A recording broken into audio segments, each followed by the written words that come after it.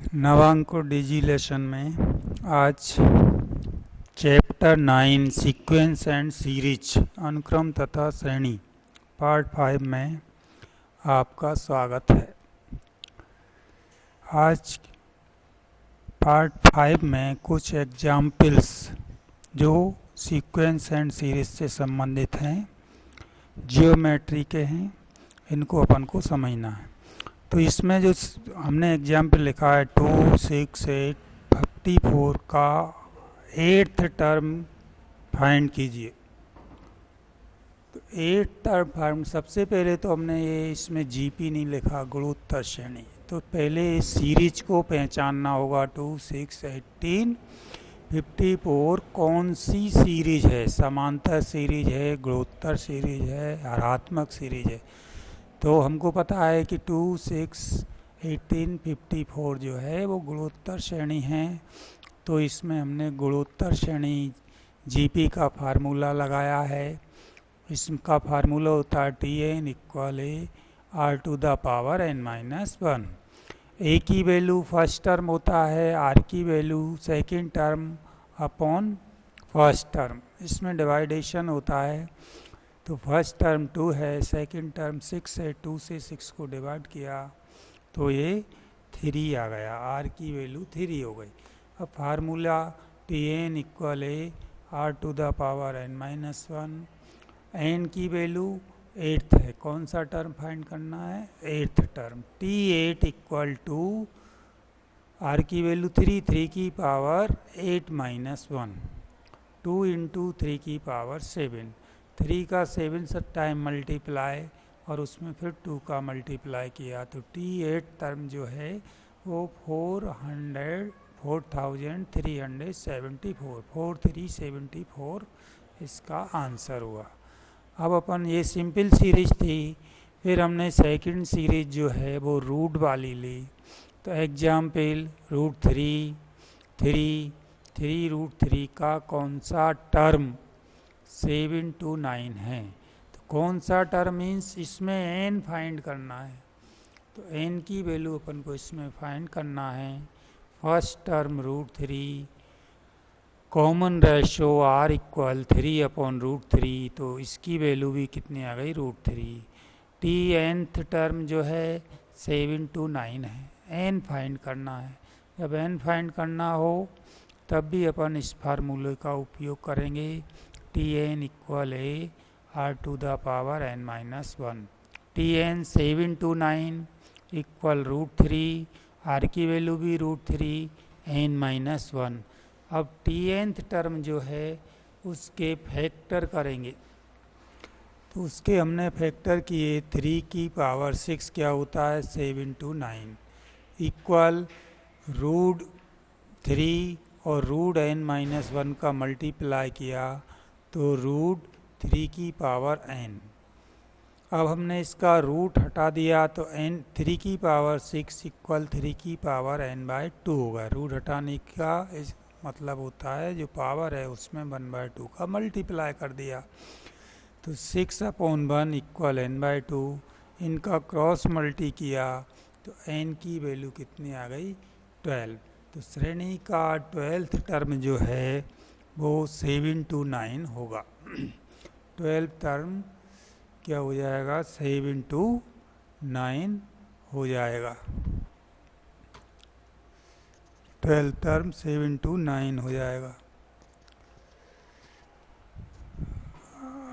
Next example से समझते हैं। इसमें अलग है, अलग क्या है? श्रेणी 2/27, 2/9, 2/3 अप टू 162 का अंत से, उसमें प्रारंभ से था, इसमें अंत से है, लास्ट से है। तीसरा पद ज्ञात कीजिए।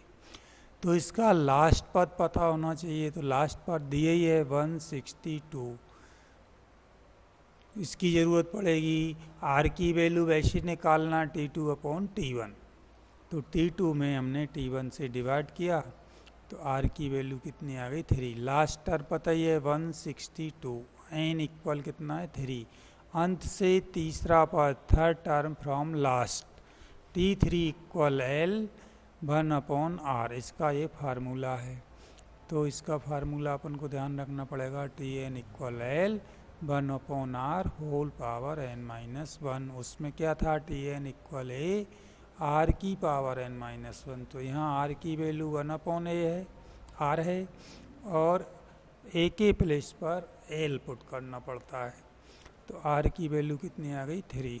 तो L equal 162, N equal 3, last से तीसरा पद, third term from last, T3 equal L one upon r whole power 3 minus 1। 162 one upon 3 whole power 2 बचा, क्योंकि अपन थर्ड टर्म निकालना है। तो 3 में से 1 माइनस हो गया, कितनी बची, 2 बची। 162 अपॉन 9, 9 से 162 को डिवाइड किया तो कितना आ गया, 18। तो दी हुई श्रेणी का थर्ड टर्म जो है वो 18 हो गया। अब टर्म से संबंधित अपन ने जो क्वेश्चन है वो सॉल्व किए।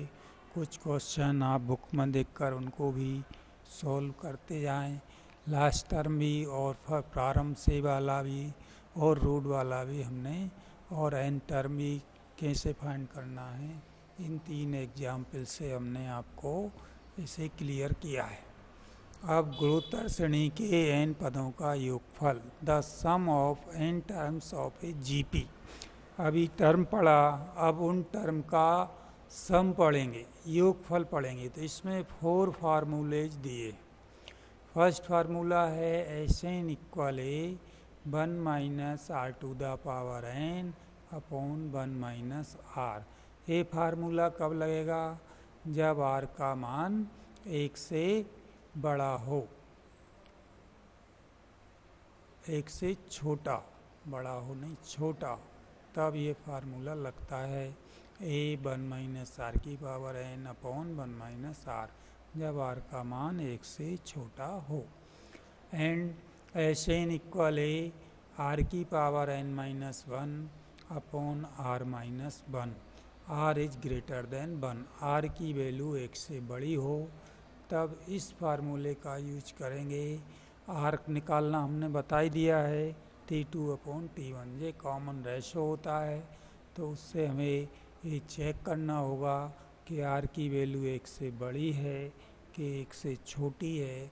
इस हिसाब से अपन इन फार्मूलों को पुट करेंगे और उनका सम फाइंड करते जाएंगे। एस एन इक्वल ए आर एल, जब लास्ट टर्म दिया हो, आर की वैल्यू हो, फर्स्ट टर्म दिया हो, तब इस फार्मूले का यूज करेंगे, A minus R L upon 1 minus are. ये फार्मूला कब यूज होगा, जब आर की वैल्यू 1 से छोटी हो। तो इस फार्मूले में वैल्यू पुट करेंगे और इसका सम फाइंड कर लेंगे। S N equal r L minus a upon are minus 1। इस फार्मूले का यूज कब करेंगे, तब आर की वैल्यू 1 से बड़ी हो, धनात्मक हो, तब इस फार्मूले का यूज करते हैं। एक फार्मूला और है अनंत गुणोत्तर श्रेणी का योगफल, the sum of an infinite GP. अनंत गुणोत्तर श्रेणी का फार्मूला होता है S infinity equal A upon 1 minus R, A upon 1 minus R. तो अनंत गुणोत्तर श्रेणी का एग्जाम्पल भी हमने दिया है, 2 माइनस 4 प्लस 8 माइनस 16 का 10 पदों तक योगफल ज्ञात कीजिए। तो इनका सम फाइंड करना है।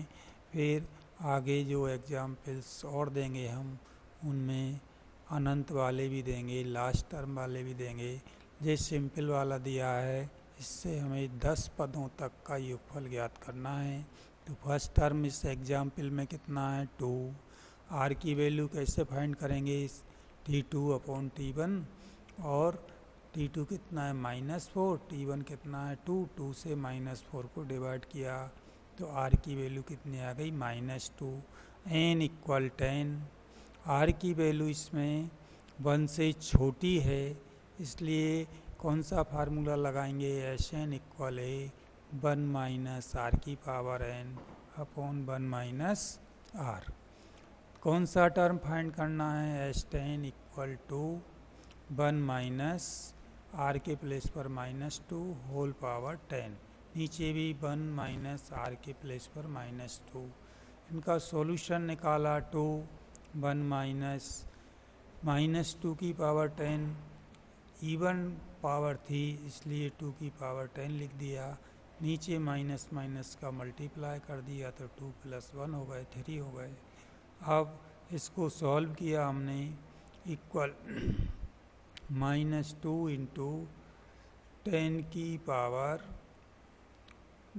2 की पावर 10 जो होता है 10 24 होता है, लेकिन उसमें से हमने 1 को घटा दिया, तो 1 को घटाने पर माइनस के कितने बचे, 10 23 अपॉन 3 से इसको डिवाइड कर दिया, 3 4 1, 3 4 1 का -2 में मल्टीप्लाई किया तो ये आंसर आ गया -682।